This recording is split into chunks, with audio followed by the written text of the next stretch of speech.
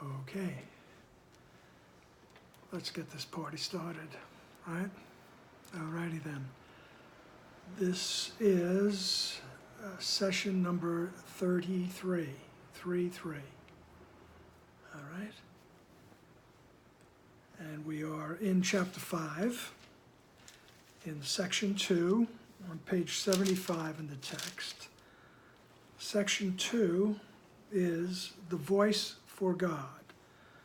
So, just to recap a little, chapter 5 is Jesus basically for the first time in any big way introducing us to the Holy Spirit, the idea of the Holy Spirit. All right? And one of the titles that he's giving the Holy Spirit is the voice for God. All right? You'll see he has other other titles, a guide, a comforter, things of that measure. I have come to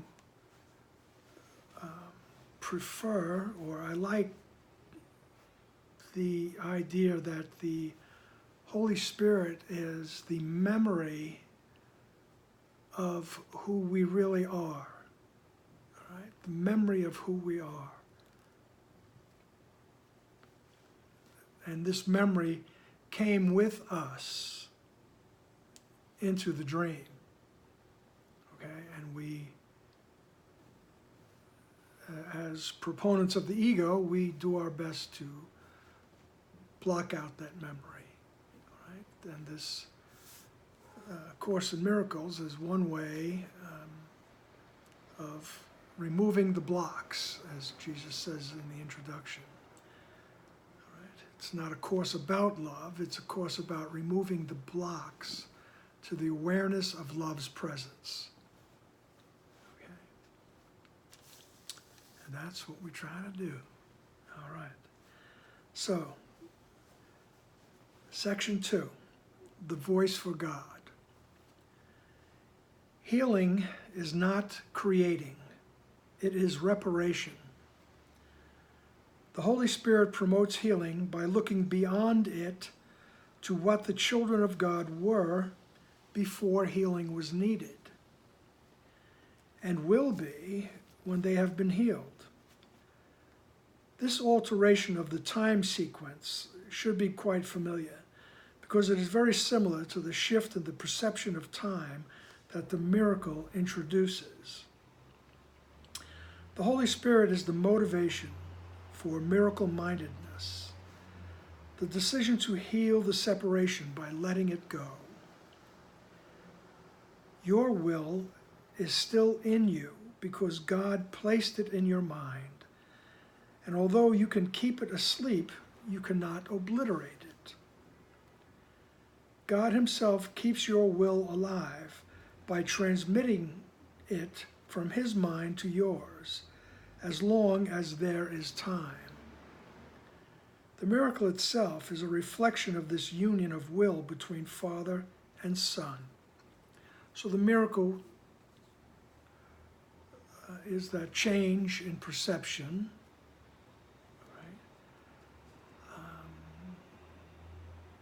So he's saying that healing is not creating. When he speaks of healing, remember he's talking about the split mind.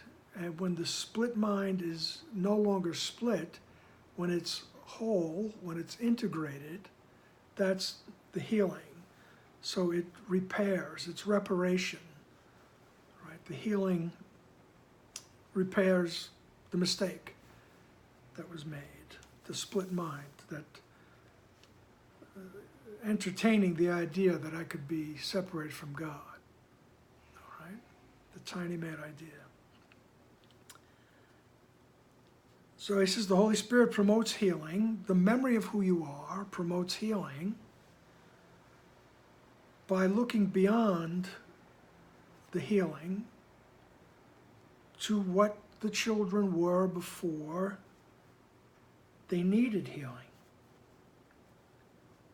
Which was when we need healing when we believe we're separated from God.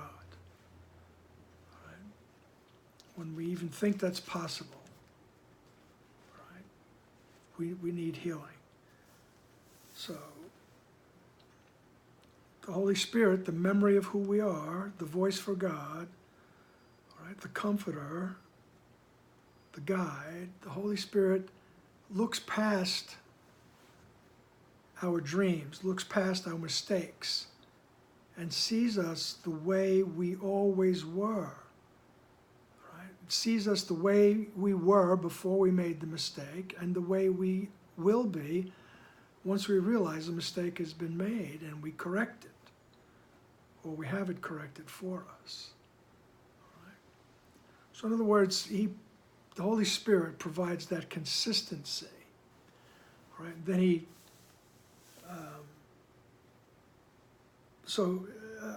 the children, he sees the children the way they were before healing was needed and will be when they have been healed.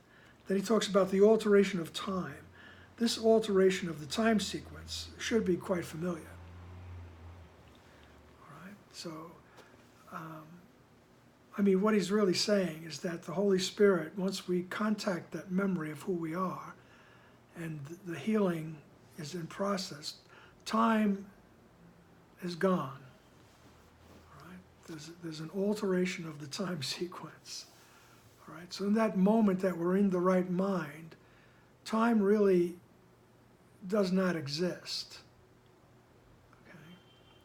Because time only came into existence with the belief in separation, with the belief in sin, separation, sin, guilt, and fear. Okay? Because you did something wrong, which is sin, it demands punishment, and now you're going to be afraid of what's coming. All right? And as Dr. Wapnick would say, the carpet of time rolls out, and sin is something in the past. Right? The guilt is something in the future, or rather the guilt is in the present, and the fear is in the future. All right? So sin, guilt, and fear, past, present, and future, just roll on out. All right? But when we're in the right mind, all right, that is gone, that disappears. So the time sequence is altered, as he says. All right? The Holy Spirit is the motivation for miracle-mindedness, the decision to heal the separation by letting it go. All right? So it's the motivation for miracle mind. We go to the Holy Spirit, we say, there must be a better way. Could you help me? All right? And that initiates that is the miracle-mindedness. We are in the process of changing our perception. Right. Then in sentence 5, he says, your will is still in you because God placed it in your mind. All right. Now remember, we're using words. All right. As if God put something somewhere. And although you can keep it asleep, you can keep the will, which is the same as God's, you can keep it asleep, you can't obliterate it. You can't totally wipe it out. Right? And then he says, God himself keeps your will alive by transmitting it from his mind to yours, as long as there is time. Okay? So the miracle itself is a reflection of this union. So when we go to the right mind, when we say to ourselves, help me to see this correctly, right, the result is a reflection of the union of wills, my Father's will and my will. So it's reflected in form here, because I still believe I'm form. Right? As they say later on, it comes in a language you can understand. Because we believe we're in form, but it is a reflection of that unity of wills. All right? And this was, the idea of time is always a little curious to me. It stimulates that thought, and so he says, God himself keeps your will alive by transmitting it from his mind to yours as long as there is time. Right? As if,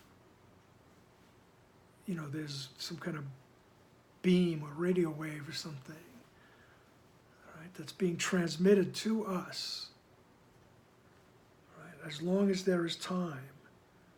Right? So what occurs to me is that what this is insinuating is that when time dissolves, there's no need for any kind of a transmission. It doesn't need to be sent forth. Okay, it doesn't mean to be sent over anything. Right? Because everything is one. There's only oneness. Right? So the wills are one and the same.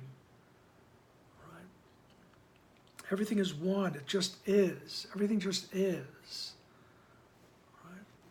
Trying to describe the abstract once again. All right? But I mean, that's what Jesus was trying to say when he said, I and the Father are one. Right? So he knew that. Right? He became aware of that. Right? And that's what made him able to do the things he did, all right, and experience the things he experienced. Okay. All right, let's go to paragraph 2. The Holy Spirit is the Spirit of joy. He is the call to return with which God blessed the minds of his separated sons. This is the vocation of the mind. The mind had no calling until the separation, because before that it had only being and would not have understood the call to right thinking. The Holy Spirit is God's answer to the separation, the means by which the atonement heals until the whole mind returns to creating. So he says the Holy Spirit is the Spirit of joy, right, which is our true state of being. Right? He is the call to return, right, with which God blesses all his sons. All right? So this is the vocation of the mind. Is to answer the call. Right? The vocation, the mind had no calling until the separation, because before that it had only being. Right? So in our original state, right, it would be no need for a call for right thinking, because that's all that exists, is right thinking. There's not even an idea of what are you talking about. All right? So, the Holy Spirit is God's answer. All right? There's all these different descriptions of the Holy Spirit. The answer to the separation. All right? I believe I'm separated. The Holy Spirit is the answer. It says, no, that never happened. This is who you are. Just remember who you are.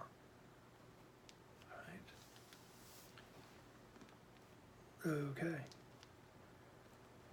And the Holy Spirit is necessary until the whole mind returns to creating. All right?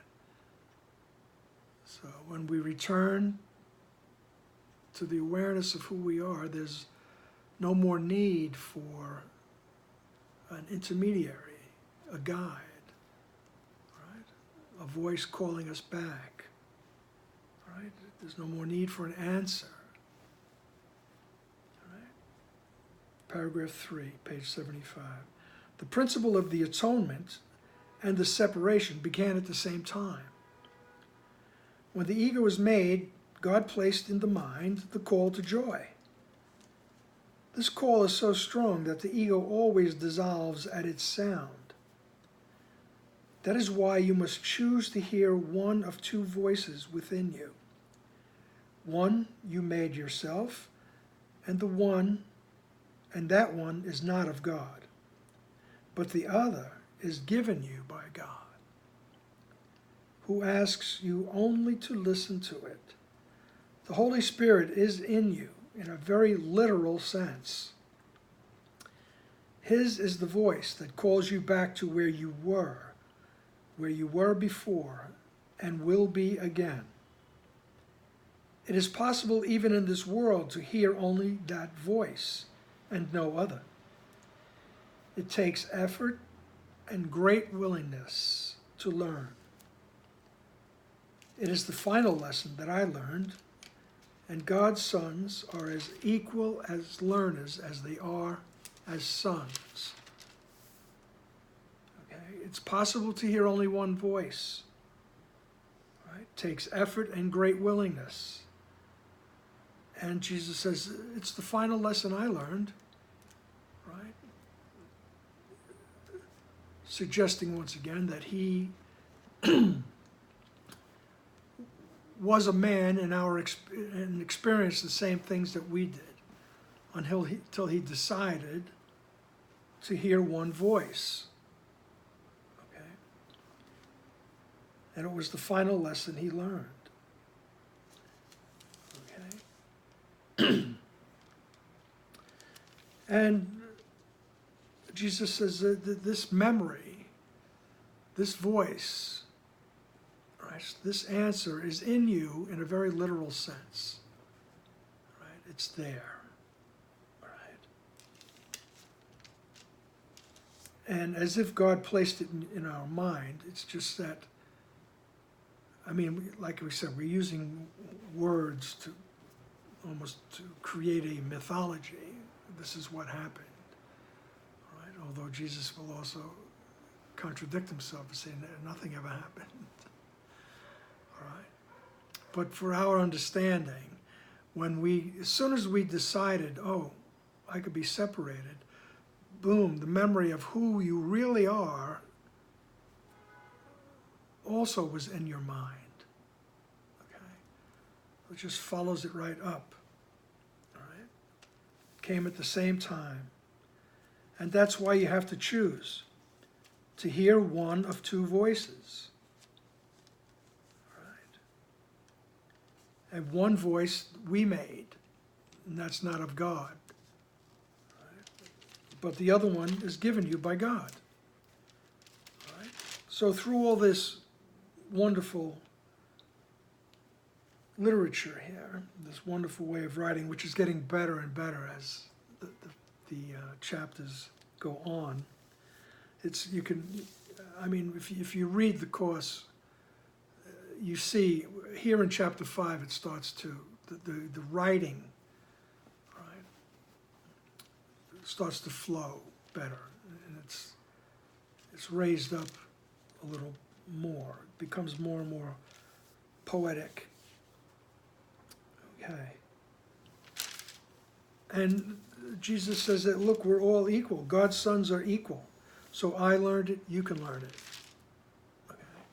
Okay. And he says, look, it takes great willingness and great effort.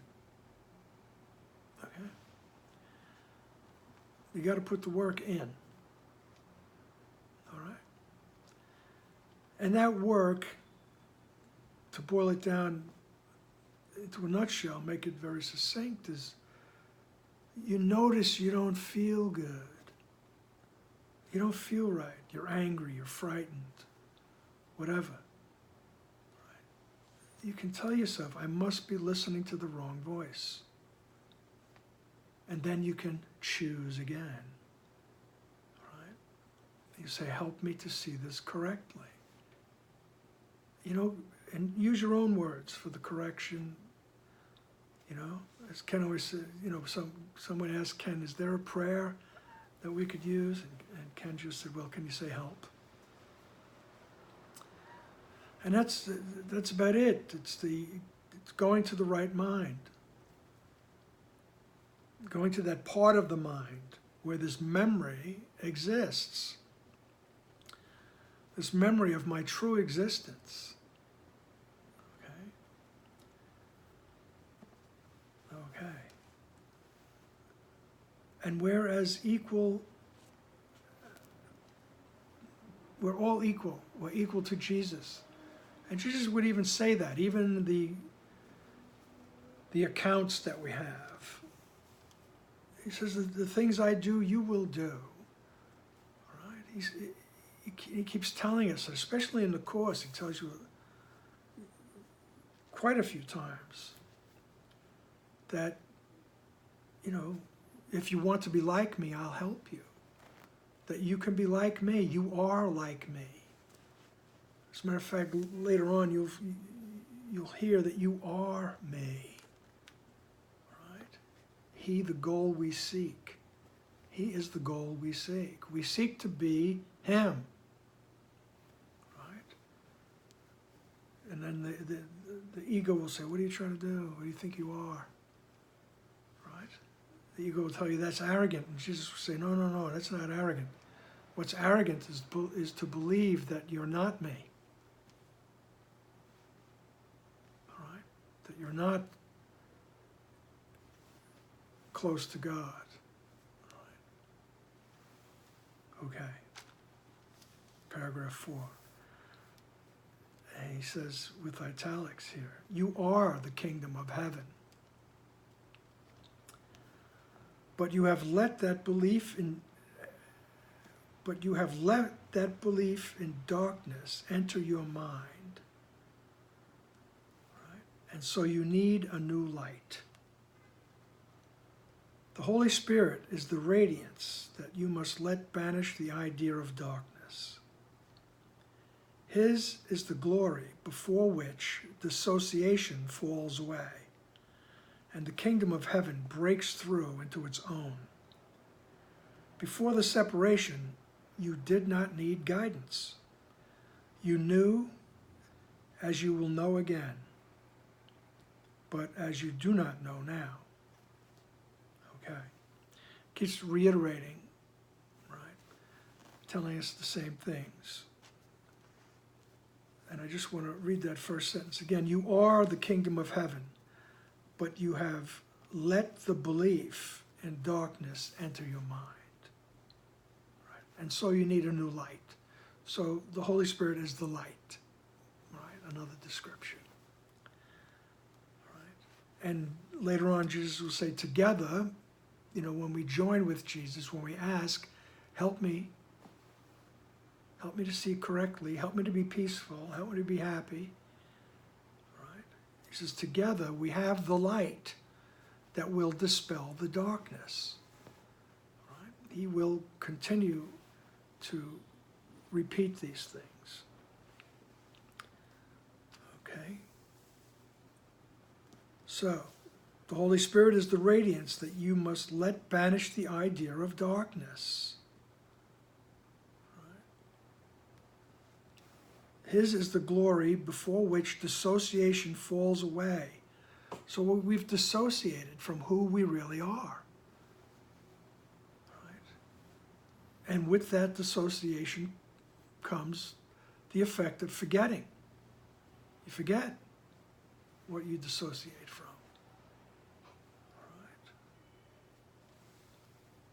So he lets that dissociation fall away. And then the kingdom of heaven breaks through on its own. And then he reminds us, before you believed in separation, you didn't need any guidance. Right? He says, you knew everything as you will again. He says, you'll know everything again. All right. But you don't know now. You have to admit that. I don't know. I hate to say that. I don't know. Okay. But he's telling us you don't know right now, but you will. Right? In paragraph 5, it says, God does not guide because he can share only perfect knowledge. Guidance is evaluative because it implies there is a right way and also a wrong way, one to be chosen and the other to be avoided. By choosing one, you give up the other. The choice for the Holy Spirit is the choice for God. God is not in you in a literal sense. You are part of him. Right? When you choose to leave him, when you chose to leave him, he gave you a voice to speak for him, because he could no longer share his knowledge with you without hindrance. Direct communication was broken because you had made another voice. Okay, once again, just poetic metaphors. Okay? But he says now you have, in your current condition, you have two guides to listen to, two voices. All right? He says then choice is up to you. By choosing one, you give up the other. So if I choose the ego, I've given up, my right-minded guide. All right, now I'm following the ego, following the ego's advice. Get this, do that. Beat him, outshine him, be the victim if you have to. All different things. All right. He says, but you have to choose. And once you choose the right mind, you're letting the other one go. Okay. So, by choosing one, you give up the other. Paragraph 6. The Holy Spirit calls you both to remember and to forget. You have chosen to be in a state of opposition in which opposites are possible. As a result, there are choices you must make. In the holy state, the will is free, so that its creative power is unlimited and choice is meaningless. Freedom to choose is the same power as freedom to create, but its application is different. Choosing depends on a split mind. The Holy Spirit is one way of choosing. God did not leave his children comfortless, even though they chose to leave him. The voice they put in their minds was not the voice for his will, for which the Holy Spirit speaks. Okay. So I think the salient sentence is the first one there. The Holy Spirit calls you both to remember and to forget. All right. So the Holy Spirit calls on us to remember who we really are. And to forget that nonsense of being separate, right? Forgetting all that comes with it, sin, guilt, and fear. Right? He calls on us to forget that and remember who you are. All right. So, paragraph 7, the voice of the Holy Spirit does not command, because it's incapable of arrogance. It does not demand, because it does not seek control. It does not overcome, because it does not attack. It merely reminds. Okay. It is compelling only because of what it reminds you of. It brings to your mind the other way, remaining quiet even in the midst of the turmoil you may make. The voice for God is always quiet, but it speaks for peace. Peace is stronger than war because it heals. War is division, not increase. No one gains from strife. What profiteth a man? What profiteth it a man if he gain the whole world and lose his soul? if you listen to the wrong voice, you have lost sight of your soul. You cannot lose it, but you can not know it. It is therefore lost to you until you choose right. All right? He says you can't really lose your soul, but you don't even know it. You don't even know what you're all about. Right? Until you choose. Until you choose the right mind. Until you choose. Help me to see this correctly. Right? And he tells us that, look, that memory of who you are, the Holy Spirit, right? It doesn't come in attacking the ego to overcome it. Right? It doesn't tell you, hey, you got to do this. Right? So it doesn't command, right? It doesn't demand, right? You have to behave this way, right? The ego doesn't seek any, the Holy Spirit doesn't seek control, right? And it's not arrogant. It's very quiet, right? The memory of who you are is very quiet. While I'm busy stirring up all kinds of trouble, right? The memory of who I am is very quiet, just waiting for me to ask, help me to see this correctly. I've had enough troublemaking, all right? I want to see something different. I want to be peaceful, all right? So the Holy Spirit remains quiet.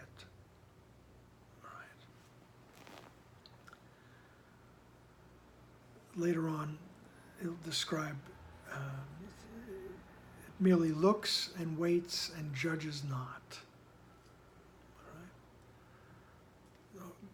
The Holy Spirit will look on us, but he'll only see pure innocence, the way we've always been, and the way we will be again when we wake up from this feverish dream.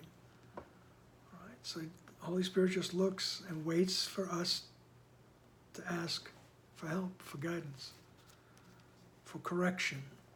All right? And the Holy Spirit doesn't judge, doesn't say, geez, you're so freaking stupid, it's unbelievable. How could you do that? All right? Holy Spirit doesn't judge. Holy Spirit doesn't say, you put a few extra pounds on there, Kevin, and then start feeling bad about it. Doesn't do that. It just looks and waits and judges not. It's very silent. The memory of who you are is silent. Right? And it's compelling. It's compelling because if you get an inkling of who you really are, you want more, all right? I always liked that. It would bring tears to my eyes. The lyric in that,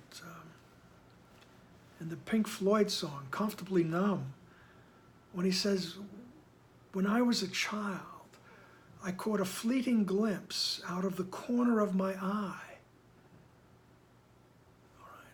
And he says, I cannot put my finger on it now, right? Because the child is gone, right? The innocence is gone. I can't put my finger on that innocence, right? And it always brought tears to my eyes, right? And it still does. And Jesus will say things like, no one weeps but for his innocence. All right? But thinking that we've lost it. All right? Okay. I digress. All right? But it's compelling because of what it reminds us of. It brings to your mind the other way. There is another way to see things. Right? And so even in this world experience that we're having here, even in this human experience, we can see things differently, and things do become easier. Not, you may still have a pain in your foot, your friend may still die, all kinds of things, all right? But the peacefulness is still there, all right? And it's still possible throughout all the commotions, right? And he says God did not leave his children comfortless. Okay. Excuse me. Paragraph 8. All right. Well, just to remind you before that, he says you might not know it here, but you can't lose it. Right? You just can't lose the Holy Spirit. It's always there, waiting. Waiting. All right? And peace is much stronger than war. Peace heals. All right. So the Holy Spirit, in paragraph 8, the Holy Spirit is your guide in choosing. He is the part of your mind that always speaks for the right choice, because he speaks for God. He is your remaining communication with God, which you can interrupt but cannot destroy. Right? The Holy Spirit is the way in which God's will is done on earth as it is in heaven. Both heaven and earth are in you, because the call of both is in your mind. The voice for God comes from your own altars to him. These altars are not things, they are devotions. Yet you have other devotions now. Your divided devotion has given you the two voices, and you must choose at which altar you want to serve. The call you answer now is an evaluation, because it is a decision. The decision is very simple. It is made on the basis of which call is worth more to you. All right. So the call you answer now is an evaluation. Am I going to listen to the call for the ego, or am I going to listen to the voice for God? All right. Which is worth more? All right. And hey, if the ego world is worth more to you, have at it. Go for it. As Eckhart Tolle would say, you haven't had enough pain yet. All right? You haven't come to that point that said, there has to be a better way than this. Okay? But what's more important, he says, the memory of who you are, right, is so compelling that you will want it more and more. All right? And even on a practical level in this human experience, when I'm having a problem, a perceived problem, okay, and I ask, help me to see this correctly, right? You do get the answers, right? Provided that you don't have an agenda, that you don't, help me to see this correctly, and this is what correction looks like, all right? What I mean by that, Jesus, is, help them stop saying that. Help them stop doing that to me, right? Or help my bank account, right? Oh Lord, won't you give me a Mercedes-Benz? Buy me a Mercedes-Benz, right? As long as you don't have that agenda, you have to be open. You have to trust that what you're asking for will be the right thing, right? that's, you have to trust. All right? So, and you make the evaluation. What's more? What's worth more to you? All right?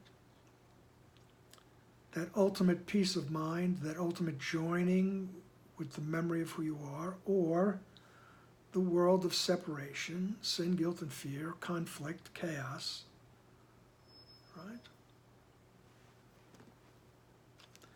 And the Holy Spirit's not going to just say that you're guilty of something. Jesus is not going to point fingers at you. You know? Just going to wait. Just going to wait. Jesus will say, one of my favorite lines is, if you want to be like me, I'll help you. Knowing that we're the same. He says, and if you, you know, if not, I'll just wait. I'll wait for you to change your mind. That's what Jesus is. All right, I'm going to wait until you come back and ask me, and then I'll happily help you. All right? That's the Holy Spirit. Jesus is the manifestation of the Holy Spirit. Okay, He's the Holy Spirit in form, so to speak. All right, so they're kind of interchangeable on who you're going to call. All right. So, in paragraph 9, Jesus says, my mind will always be like yours. And one other thing, when once again, we come across this word altars in the previous paragraph. Right? The voice for God comes from your own altars to Him. All right? That's your mind. All right? The mind is the altar. It's the metaphor. Okay? And these altars are not things, they are devotions. So who are you devoted to? You're devoted to the ego or the right mind. Okay? Don't make it more complicated. Alrighty then. My mind will always be like yours because we were created as equals. Right? Everyone was created in that one extension of God. All right? One extension of the source of creation. That extension of love.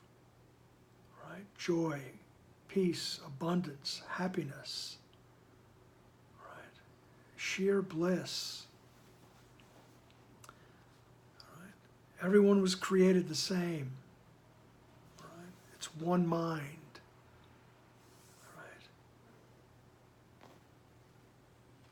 You know, the image that keeps coming up for me is fog.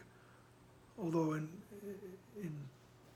some interpretations it would lead to you can't see. But think of the composition of fog. It's all little, actually I think it's little pieces of water. Okay, but it's one thing. It's fog. All right? And if you could see the fog, all right, it's as if that's what we are. All right? Not in a negative sense. All right? We are that, like that mist. All right? Thinking that it's all individual stuff. But it's the oneness. It's just the oneness. All right? So we're the same as Jesus. He says, my mind will always be like yours because we were created equals. It was only my decision that gave me all power in heaven and earth. His decision was, no, I don't want that ego thought system. And so, it gave me all power in heaven and earth. My only gift to you is to help you to make the same decision. That's my gift to you. That's what I'm here for, is to help you make the same decision. Right? This decision is the choice to share it, because the decision itself is the decision to share. Right? So once you decide, no, I don't want that ego, you'll see that it is the decision to share that oneness, that happiness. You want everyone to feel the same way, or everyone to know the same things. Right. So this decision is the choice to share it, because the decision itself is the decision to share. It is made by giving, and it is therefore the one choice that resembles true creation. All right, so within our experience here, that decision to remember who you are and to share it, everyone, to bring that with us, not forcing people to believe, not making converts. It's not about that. It's bringing that radiance, let it come through you. And people they'll be touched by it, right? Because minds are one, and they'll experience it in ways that are beneficial to them. We don't have to know what's beneficial to them. We just have to open ourselves to sharing and giving. And he says that reflects the original creation. That's the original way. This is what we do when we're back in the abstract oneness. We are creating, we're giving away, right? We are extending the oneness, the love, right? So it is made by giving, and it is therefore the one choice that resembles true creation. And he says, I am your model for decision. Be like me. By deciding for God, I showed you that this decision can be made and that you can make it. Right? He'll remind us of this all throughout the text. Right? But he says, look, I'm your model. You could do this. Right? I'm no better than you. Right? Later on, he'll talk about forgiving him. Right? And that's one of the things that we have to forgive him for being better than us, for that sibling rivalry. This is my beloved son in whom I am well pleased. But what about me? All right? He says, I'm no better than you. All right? I am the same as you. I am your model. You can reach the same heights I have achieved, all right, by making the same decision. And that decision is to listen to the voice for God, to listen to the Holy Spirit, to tap into the memory of who you are. Right? So, paragraph 10, I have assured you that the mind that decided for me is also in you, and that you can let it change you just as it changed me. The mind is unequivocal because it hears only one voice and answers in only one way. You are the light of the world with me. Rest does not come from sleeping, but from waking. The Holy Spirit is the call to awaken and be glad. The world is very tired because it is the idea of weariness. Our task is the joyous one of waking it to the call for God. Everyone will answer the call of the Holy Spirit, or the sonship cannot be as one. What better vocation could there be for any part of the kingdom than to restore it to the perfect integration that can make it whole? Hear only this through the Holy Spirit within you, and teach your brothers to listen as I am teaching you. Be like me, he's saying. All right?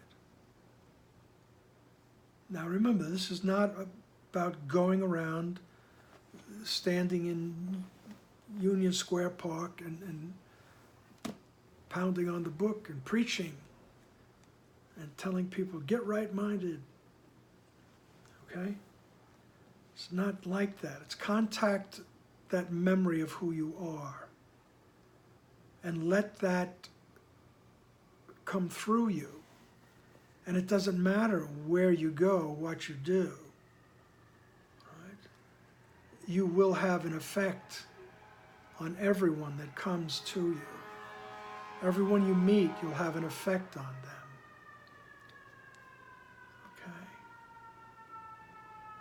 Okay. I saw, something like on Facebook. There was a young man on one of these talent shows. Maybe it was America's Got Talent or something like that. And I don't watch those things. I just don't. Not that I don't watch TV, believe me, I do. All right, but I don't know, the competition things don't, only sports, okay? Let's put it that way.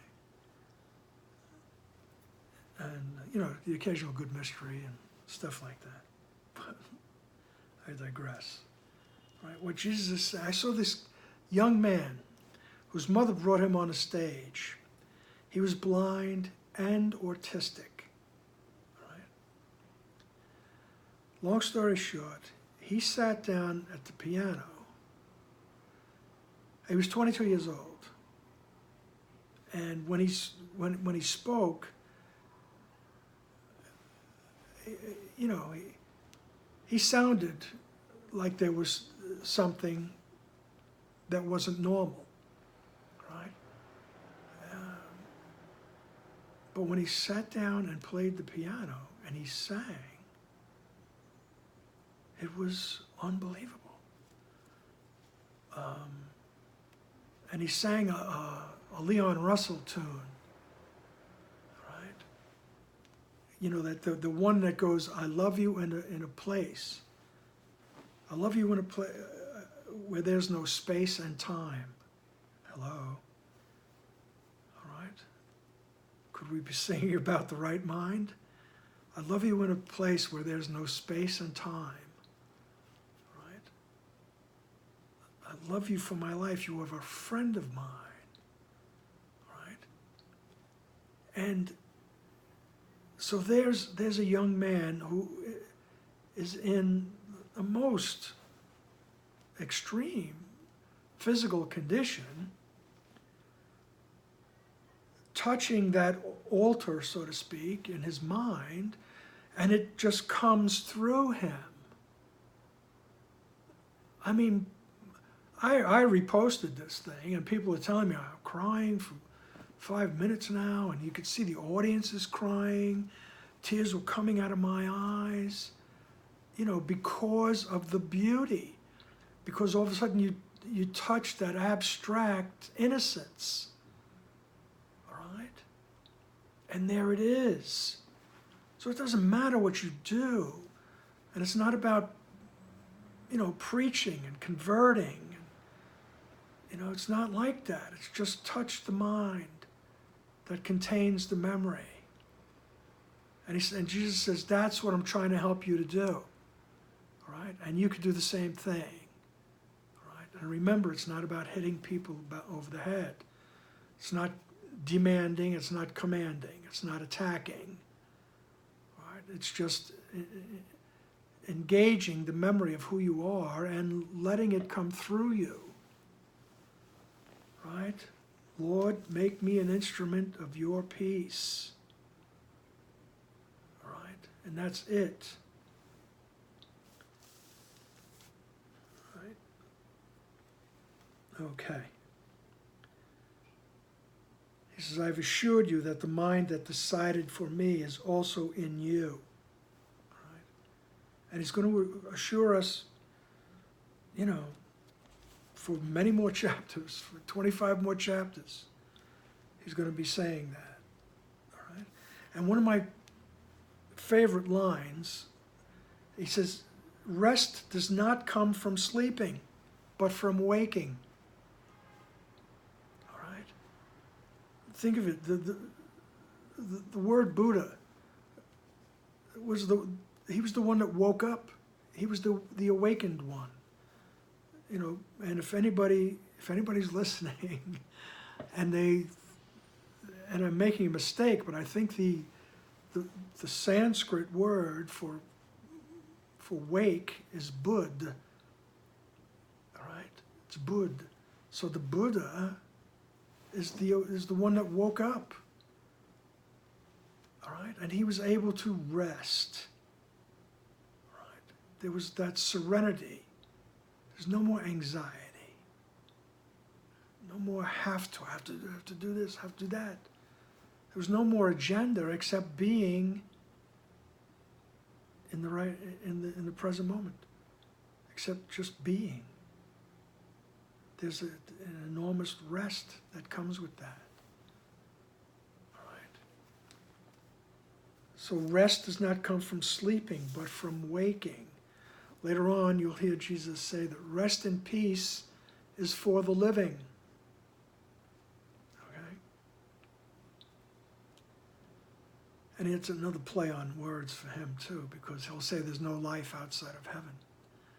So resting in peace is when you're in that awareness of who you are, in that awareness of the oneness. All right? So rest does not come from sleeping, but from waking. And the Holy Spirit is the call to awaken and be glad. All right? And he says, think about it. The world is very tired. Right? Because it is an idea of weariness. Right? And he says, our task, all right, is the joyous one of waking it to the call for God. Everyone will answer the call. All right? Everyone will answer. Or the sonship cannot be as one. But he says, what better vocation could there be? Right? For any part of the kingdom than to restore it to the perfect integration that can make it whole. Hear only this through the Holy Spirit within you. And teach your brothers to listen as I am teaching you. All right? And I always think of my father when I'm reading these things. Certain things that he taught me as I was a young man, young boy even. Teach by example. All right? You set an example. Set a good example, Kevin. All right? You're the oldest boy. You have to set a good example.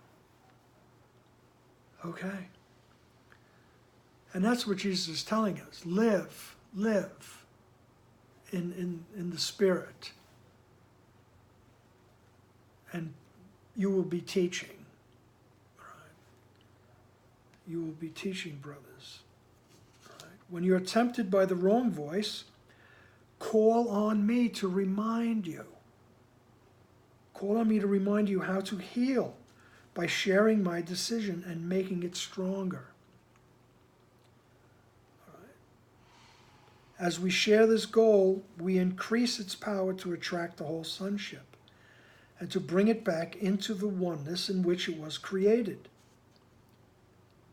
All right. Remember that yoke means join together, and burden means message. Let us restate, my yoke is easy and my burden is light. In this way, let us join together, for my message is light with a capital L. All right? My message is light. I'm bringing the light to shine away the darkness, is what he's saying. Okay? And he says, my yoke is easy. I'm joined with the Holy Spirit. Right? It's easy to do. All right? And my burden is bringing you the light. Okay? And he says, you can all do it. We're all the same. All right? And just to reiterate, he says, when you're tempted by the wrong voice, when you're tempted by the ego, all right, and when you find out, when you realize, oh, I'm in the ego thought system, right? I just told this guy off, right? Or I'm tempted to tell him off. It's better to, with practice, you can get to the point before you tell somebody off, all right? But even if you, take that other step and you're telling somebody off, you're going to feel bad about it sooner or later. And then you're tempted to listen to the ego. The ego's going to say, you see, that's who you are. You're not the son of God. You're not a child of God, right? You're just a nasty, arrogant guy who thinks somebody just pushed him through the revolving door. So once you realize, oh, wait, I'm in the ego, that's the time to call on Jesus or Holy Spirit, okay? When you're tempted by the wrong voice, call on me. He says, I'll remind you how to heal by sharing my decision and making it stronger. All right? I'll show you how to heal by sharing my decision. All right? I'll show you how to ask the Holy Spirit, decide. I want to hear the Holy Spirit. That's my decision. All right? And he says, when you do that, you make it stronger. You just make the whole thought system stronger. All right? As we share this goal, we increase its power. All right? And we increase its power to attract the whole sonship. People will notice that you're a little bit more peaceful. How do you do that? Well, you've changed. Right? You're a little bit more peaceful. And that's attractive. You'll see, if you don't already see, if it hasn't already happened to you, if you're listening to something like this anyway. People, they just feel better when they're with you. Okay? I'm sure you've had that experience because you're being drawn to strengthen the right mind. Okay? In whatever path calls to you. Right? Once you've made that decision that you want to be a channel of God's peace, you want to be a bearer of light. Right? When you've made that commitment, you'll see people they come to you. They want to be next to you. They want to call you up and ask you questions, or they just want to hear your voice. You'll see, if you don't already experience it now. All right? So you share the decision and you make it stronger, and you make it very attractive to the whole sonship. Right?